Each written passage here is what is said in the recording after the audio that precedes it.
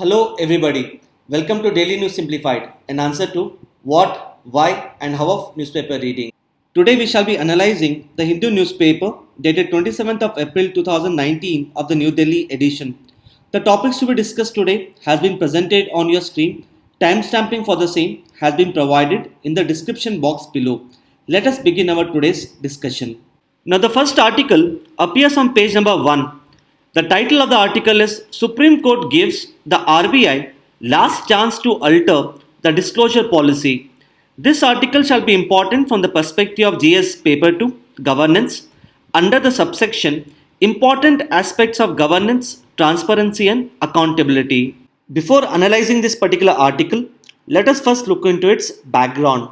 You all must be aware that the RBI is a statutory body which is created under the RBI Act 1934. Further, the RBI acts as a regulator of the scheduled banks in India under the Banking Regulation Act 1949. Hence, being a regulator of the scheduled banks, the RBI is empowered to carry out the annual financial inspection of the accounts of the banks. Further, the RBI has come out with a detailed guidelines to be followed by all the banks in the country.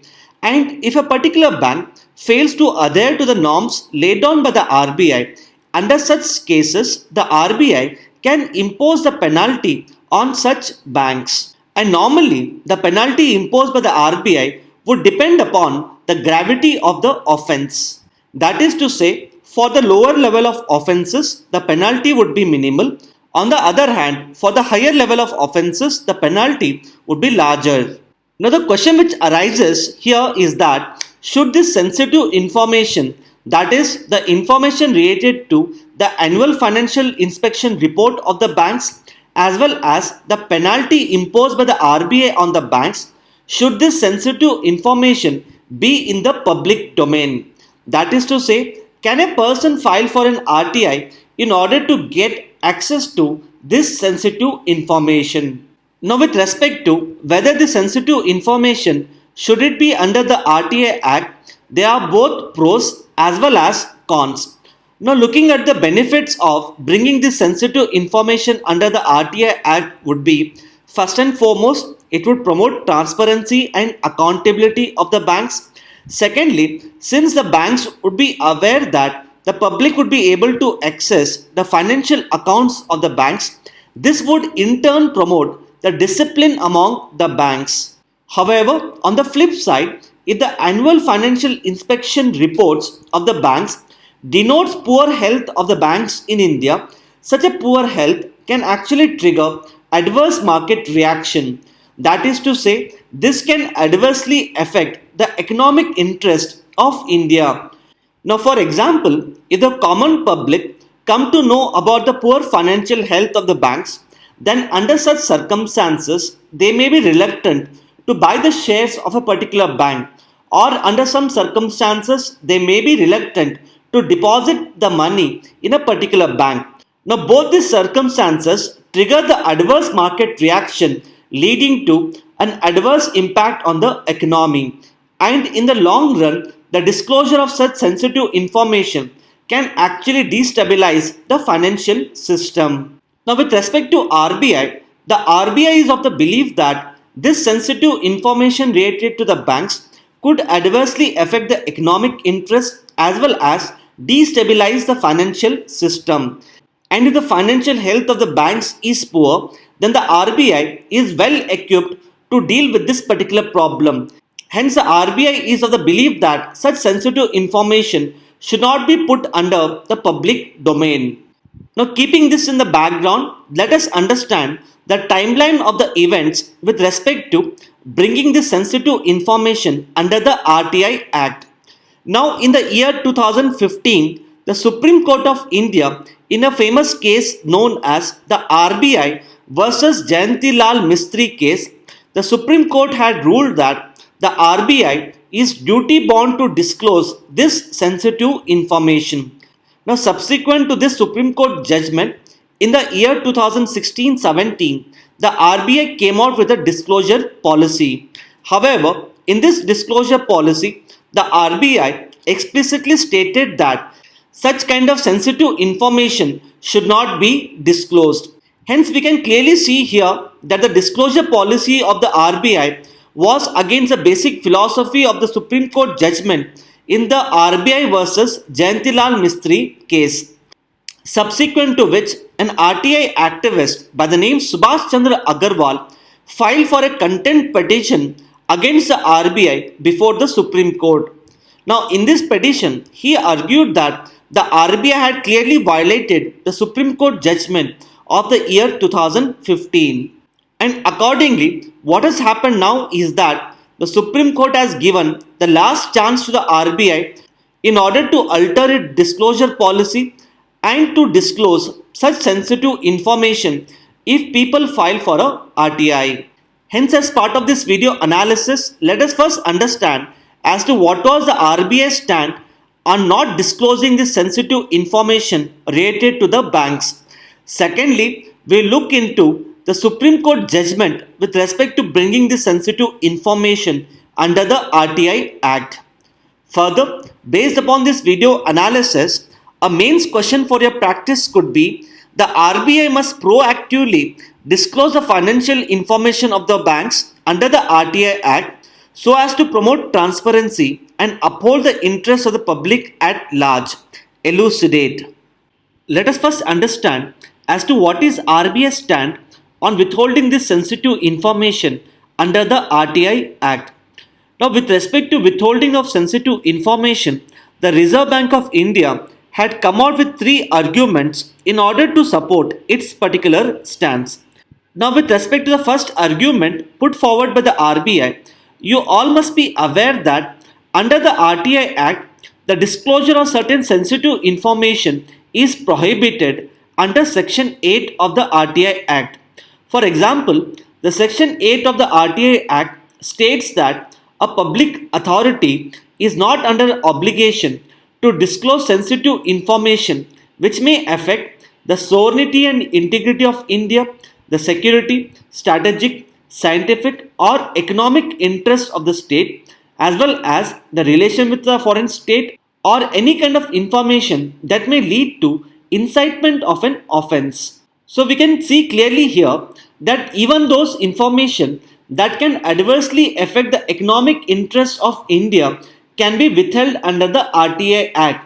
Now the RBI took support of this particular exemption granted under Section 8 of the RTI Act and accordingly stated that there is no obligation on the RBI to provide the sensitive information since the disclosure of this sensitive information related to the banks can adversely impact the economic interest of India.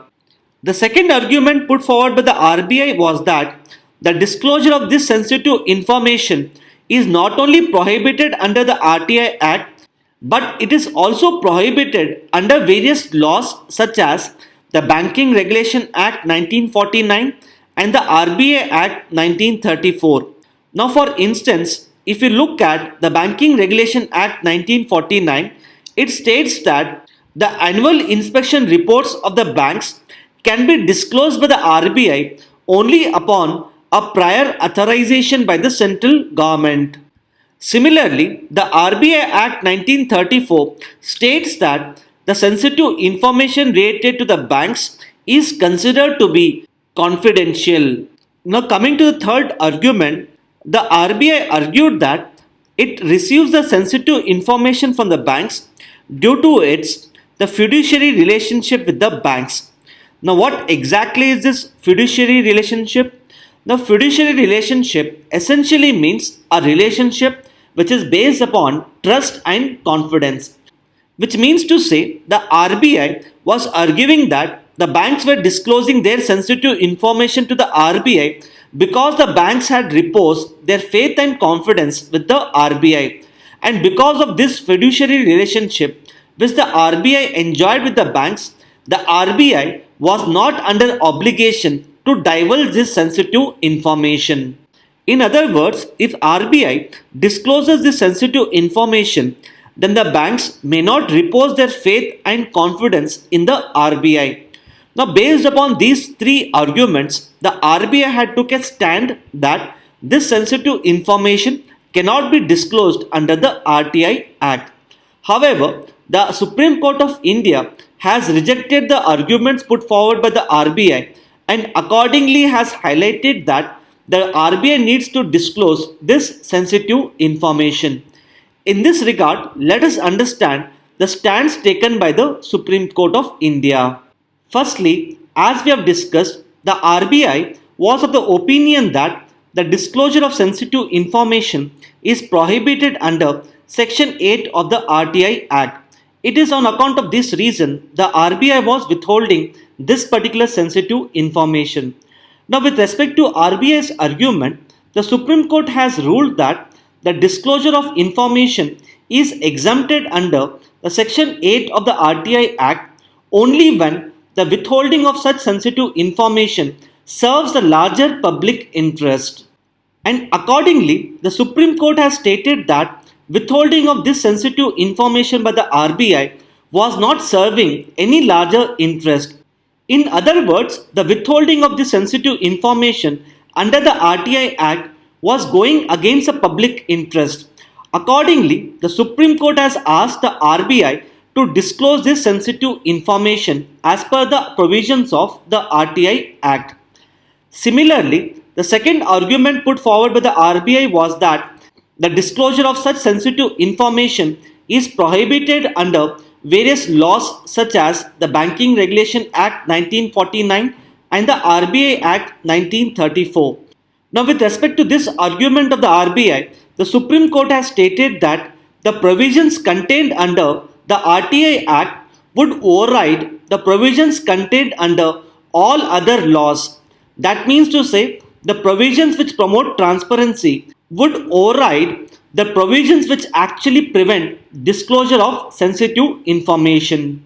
And thirdly, the RBI was of the opinion that the RBI is in a fiduciary relationship with the banks. That means to say, the relationship between the RBI and the banks is based upon mutual trust and confidence.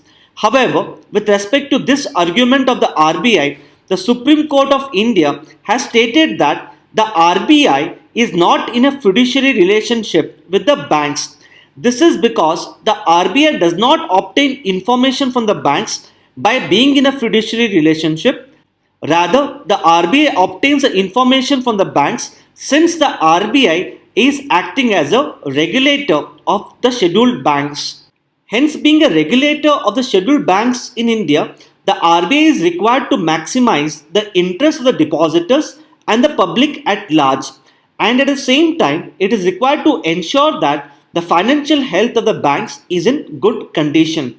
Accordingly, the Supreme Court has stated that the RBI is duty bound under the RTI Act to disclose this sensitive information related to the banking system. Hence, based upon these three arguments, the Supreme Court has taken a stand that the RBI should disclose the sensitive information related to the banks. And accordingly, the Supreme Court has asked the RBI to change its disclosure policy. So these are some of the important aspects which one must know with respect to this particular article. Further, based upon our video analysis, you can try writing answer to this expected UPSC mains question. With this, let us now take up the next article. Now the next article appears on page number 6. The title of the article is Competing for the Best. This article shall be important from the perspective of GS Paper 2, Governance, under the subsection Issues related to the development and management of education. Before analyzing this particular article, let us first look into its background. Now the literacy rate in India has steadily increased. Because of this, the number of people who are getting enrolled in the higher educational institutions has also increased. However, concerns have been raised with respect to the quality of education which is imparted in the higher educational institutions. Now, for instance, according to the World University Rankings of the year 2019, no Indian university finds a place among the top 50 universities across the world. Now, this becomes extremely problematic because India, as you know, is facing demographic dividend, and we would be in a position to reap this demographic dividend only if we are able to provide a higher quality of education to our youths. It is in this regard the Government of India has come out with a lot of initiatives in order to improve the ranking of the Indian university. For example, the government has been contemplating on giving more amount of autonomy to the Indian universities. Apart from that, the government is also trying to bring about the changes in the curriculum so as to ensure that the curriculum which is taught to the Indian students should reflect the current requirements. Now, apart from these ways, the Government of India is also focusing on attracting and retaining the foreign faculties in the Indian universities. Further, the government is also trying to prevent the outflow of Indian academicians to the foreign universities. Now, this becomes extremely important because if one looks at the number of Indian professors who are teaching in the top 50 universities across the world, their number is quite substantial. However, we have not been able to retain these Indian academicians in the Indian universities. Hence, in order to improve the quality of higher education, apart from these ways and mechanisms, we have to attract and retain the foreign faculties in the Indian universities. And secondly, we would have to prevent the outflow of Indian academicians to the foreign universities. Now, this particular article here is basically focusing on these two aspects of improving the quality of the higher education in India. Hence, as part of this video analysis, first and foremost, we'll understand various initiatives taken by the government in order to attract and retain the foreign faculties. And secondly, we'll also look into the various challenges faced by India with respect to these two aspects. Let us first understand the various initiatives taken by the Government of India in order to attract and retain the foreign faculties in the Indian universities. Now, the first major initiative which has been taken by the Government of India is with respect to the institutions of eminence. Now, the University Grants Commission has come out with an enabling architecture to declare around 20 institutions as the institutions of eminence in India. And out of these 20 institutions, 10 institutions shall be from the public sector, whereas the remaining 10 shall be from the private sector institutions.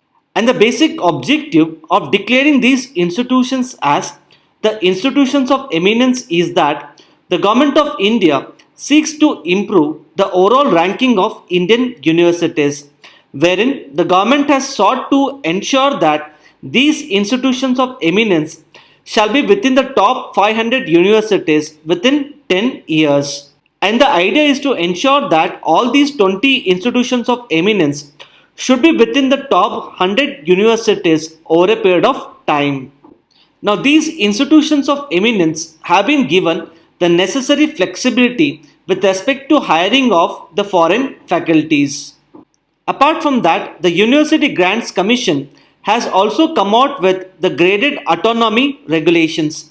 As the name suggests, the University Grants Commission is giving more amount of autonomy to the well-performing Indian universities.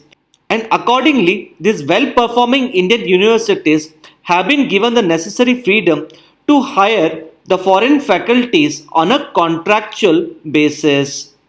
Now, the other initiatives taken by the government include the Global Initiative for Academic Network, the Vajra and Spark. Now, with respect to Global Initiative for Academic Network, under this particular initiative, a foreign faculty can visit India and conduct short-term courses. And for the short-term courses, the foreign faculty shall be given a honorarium pay. Further, under the Vajra scheme, a Vajra faculty can come into India and undertake research for a maximum period of 3 months in a year. And lastly, with respect to SPARK, which stands for the Scheme for Promotion of Academic and Research Collaboration, this particular scheme promotes collaboration between the Indian universities and the foreign universities with respect to their faculties. Once again, the idea here is to improve the quality of education. Now, with respect to the foreign faculties, the Government of India has set an ambitious target to ensure that minimum 20% of the faculties in the Indian universities should come from the foreign countries. However, in spite of these initiatives taken by the government, if one looks at the number of foreign faculties in the Indian IITs, it is hardly around 1%. Now, this clearly shows that the initiatives taken by the government in order to attract and retain the foreign faculties has not proved beneficial. In this regard, let us understand certain challenges with respect to this particular aspect. Now, first and foremost, if a foreign faculty wants to take up a job in the Indian university, he would invariably look at the amount of salary which he is offered.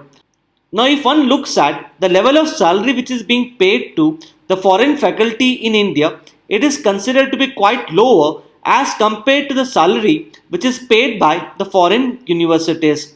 It is because of this particular reason a number of foreign faculties are reluctant to come into India to teach in the Indian universities.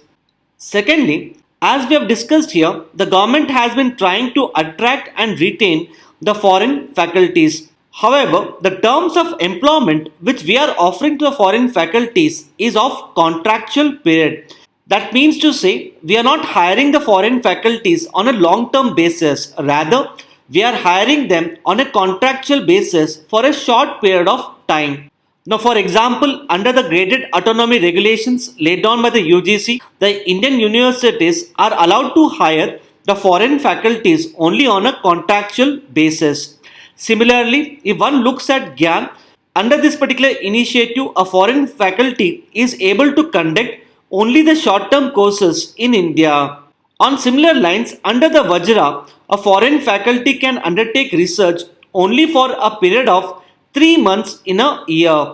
Now, all these things essentially point to the fact that even if a foreign faculty comes to teach in the Indian university, he would be able to do so only for a short period of time, and hence he would not enjoy the job security in the Indian universities.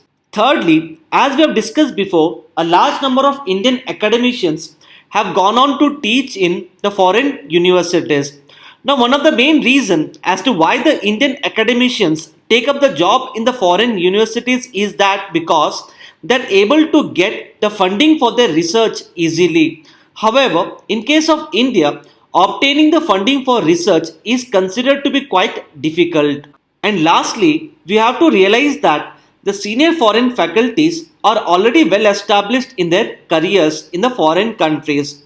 Apart from that, they may also have certain kind of obligations towards their family members. Now, because of these reasons, the senior foreign faculties are reluctant to come into India to teach in the Indian universities. Now, these are some of the important aspects which one must know with respect to this particular article. Further, based upon our video analysis, an expected UPSC mains question here could be the Indian universities need to attract and retain the foreign faculties in order to improve the quality of higher education in India. In this regard, discuss the various initiatives taken by the government and the challenges associated with them. Now you can try writing answer to this expected UPSC mains question. With this, let us now take up the next article. Now the next article appears on page number 7. The title of the article is The Long Wait for Safety. This article shall be important mainly from the perspective of prelims under the subsection Social Sector Initiatives. Now all of you must have heard about the horrific Delhi gang rape which took place in the year 2012.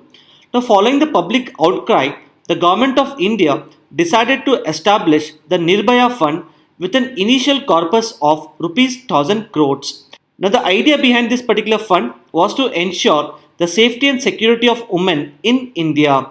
Now, in spite of allocating money to ensure the safety and security of the women, the Nirbhaya Fund remained unutilized for almost 6 years, following which the Government of India decided to start a new project known as the Smart City Project. Now, this particular project was to be funded through the Nirbhaya Fund.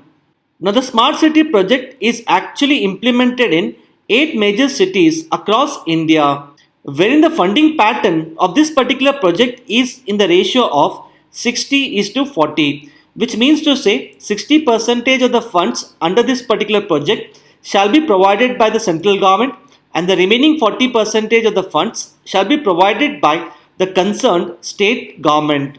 And in order to ensure the safety and security of the women in these 8 major cities, the municipal authorities are required to prepare a list of projects in association with the local police authorities. And accordingly, some of the projects which are implemented under the Safe City project include the identification of the sensitive hotspots.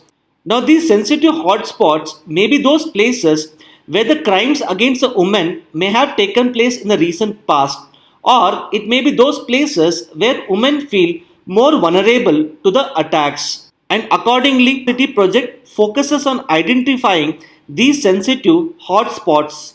Further, once these sensitive hotspots are identified, the city project focuses on installation of CCTV cameras in such a way that these CCTV cameras must be able to cover the entire hotspots.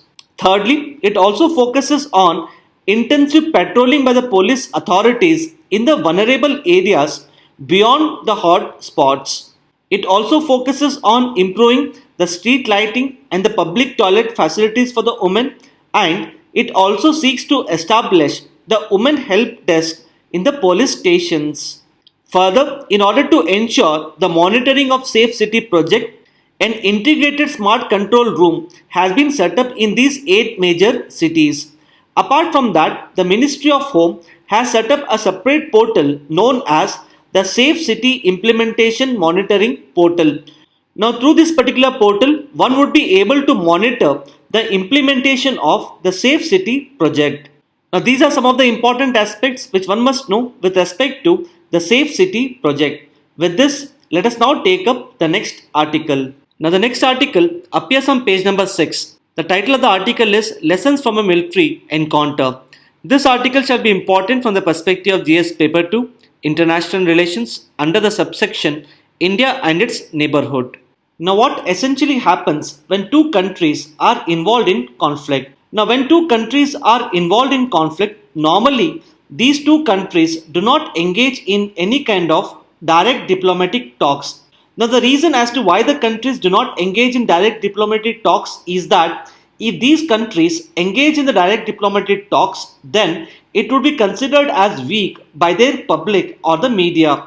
It is because of this reason the two countries normally engage in the back channel diplomatic negotiations away from the glare of the media and the public.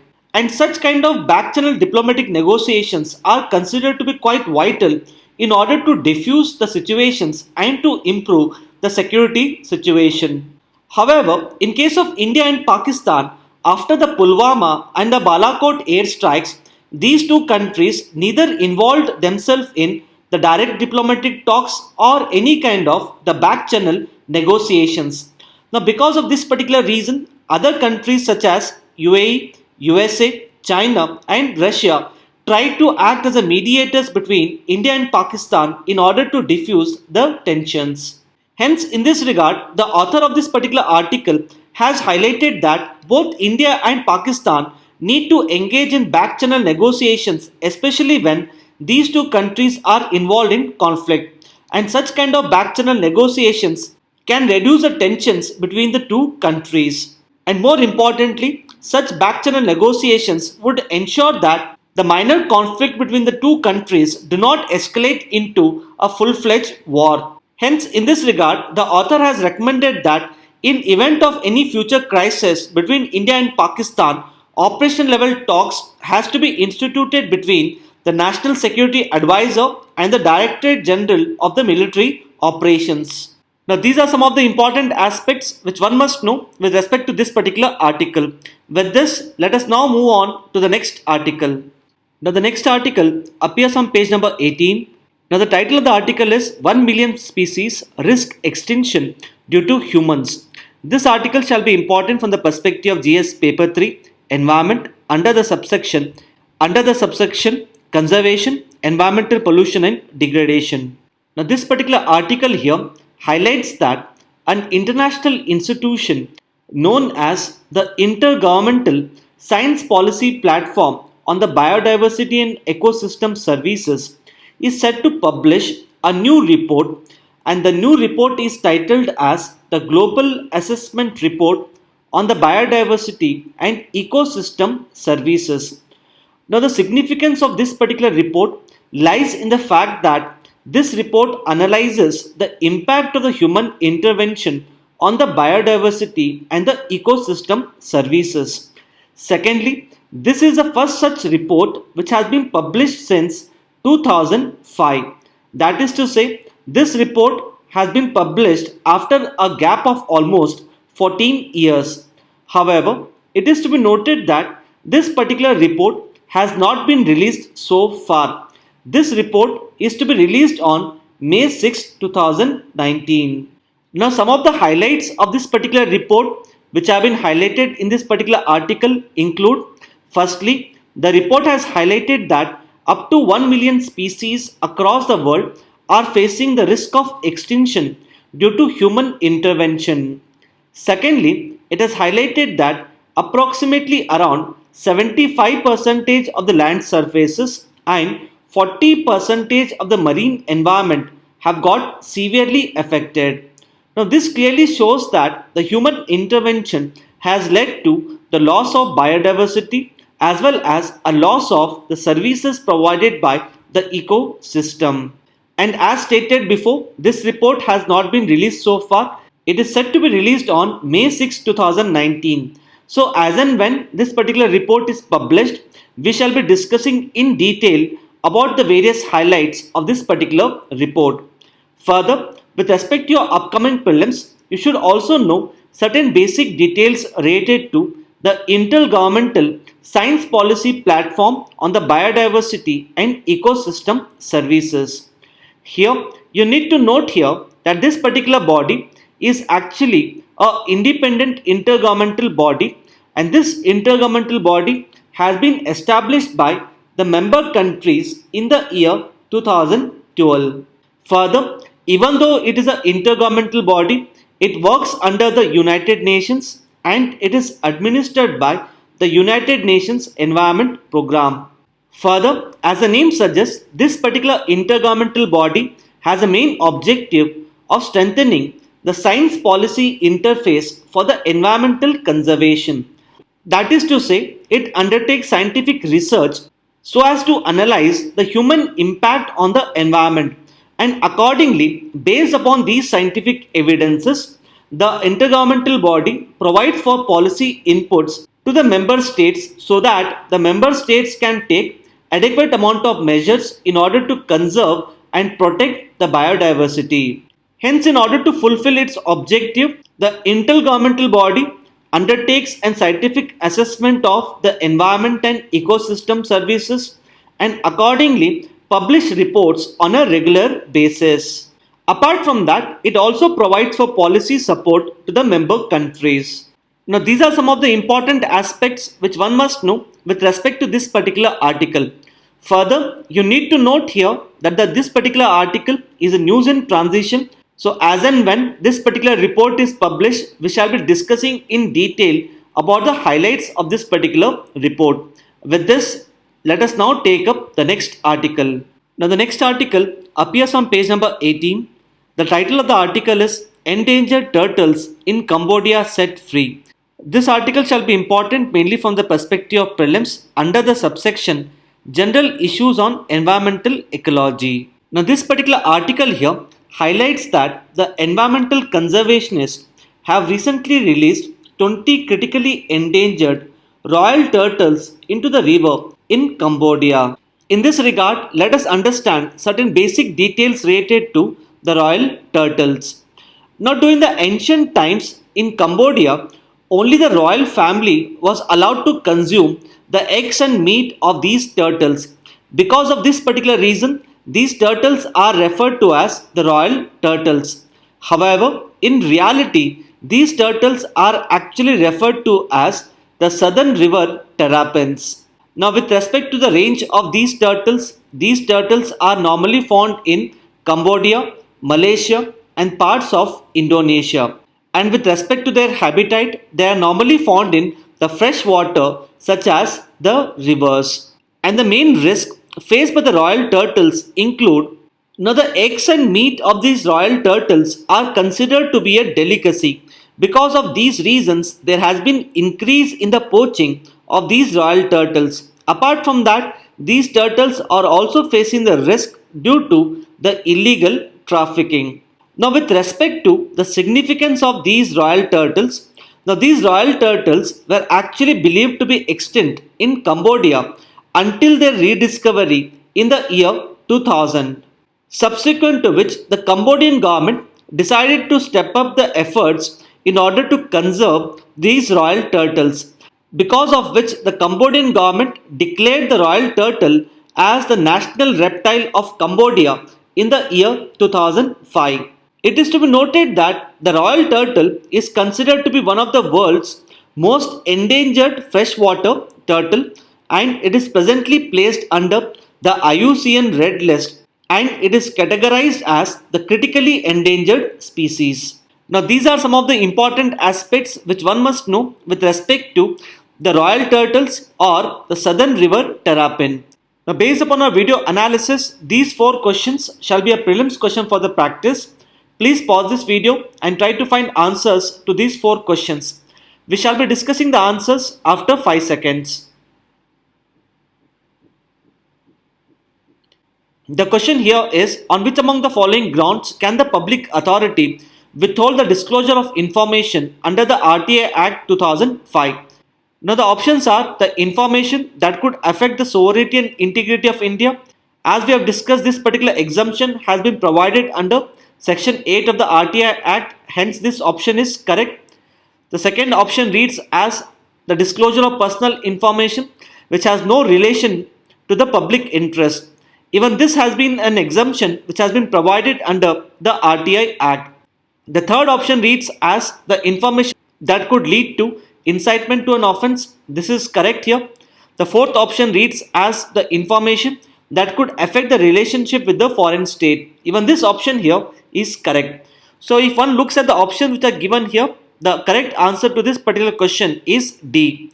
Now coming to the second question, the question here is, consider the following statements related to the southern river terrapins, also referred to as the royal turtles. The first statement here is, these turtles are endemic to Cambodia. Now this statement here is wrong. This is because the royal turtles are not only found in Cambodia, but they are also found in Malaysia as well as certain parts of Indonesia. Now if you look at the second statement here, the second statement reads as they are listed under the IUCN Red List and are categorized as the critically endangered. As we have discussed here, this statement here is correct. So if you look at the options, the correct answer to this question is B, that is 2 only. Now coming to the third question, the question here is, consider the following statements related to the Inter-governmental Science Policy Platform on the Biodiversity and Ecosystem Services. The first statement reads as, it is the intergovernmental body which has been established by the United Nations Framework Convention on Climate Change to undertake the research and environmental conservation. Now this statement here is wrong. This is because this intergovernmental body is not being set up by UNFCCC. Rather, it has been set up by the member states in the year 2012. However, the second statement here is correct. So if you look at the options, the correct answer to this question is B, that is 2 only. Now coming to the fourth question, the question here is, consider the following statements related to the Safe City project. The first statement here is, it is funded by the central government through the proceeds of the Nirbhaya fund. As we have discussed, this statement here is correct. The second statement reads as, it is implemented in all the cities which have a population of more than 1 million. Now this statement here is wrong. This is because the Safe City project is implemented in only 8 cities of India. So the correct answer to this question is A, that is 1 only. With this, we have come to end of today's discussion. Now let us look at the question for the day.